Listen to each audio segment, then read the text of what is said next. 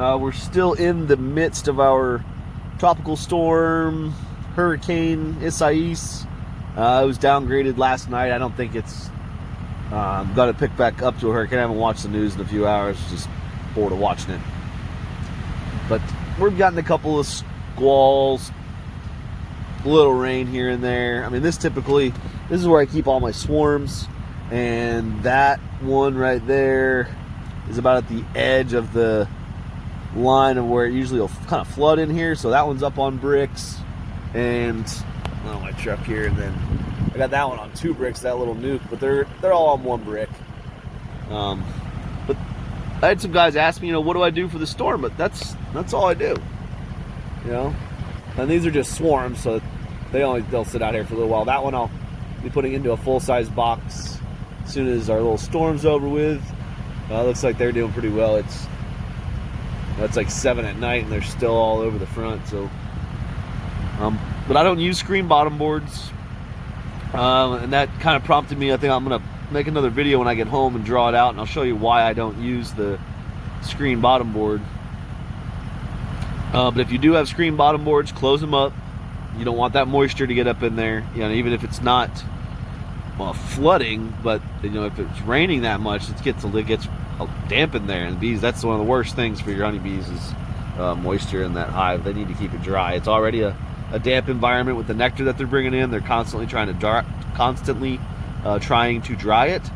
So if you're adding to the moisture in the hive, you're just slowing down the honey production. That's my opinion. I mean, a lot of guys use screen bottom boards. I don't use them, and I kind of gave me the idea. I'm gonna draw it out for you and show you exactly why I don't use it. But if the storm were a little stronger, I might have gone another step farther and put ratchet straps around both those bricks and the lid, and then I leave the cinder block on top to give it a little extra weight. And then in the other yards where they're just sitting on like pallets, may put a brick on the lids or just strap them down. And if the storm gets that bad, I have ground anchors, and we'll just anchor them into the ground. I don't use the ground anchors out here. These hives I move all the time, and I don't always have them out here. Like I said, this is where we keep all the swarms that I catch. Just make sure that they're not carrying disease, and let them build up before I put them with the rest of the bees. But get yourself a few bricks, buy them ahead of time, buy some ratchet straps, make sure they're not going to flood, and close up your bottom boards. That'd be my only advice. I know I probably should have put this up before the storm, but that'll give you some advice for next time. And get out there, check them after the storm. Make sure they're not blown over and lids aren't blown off.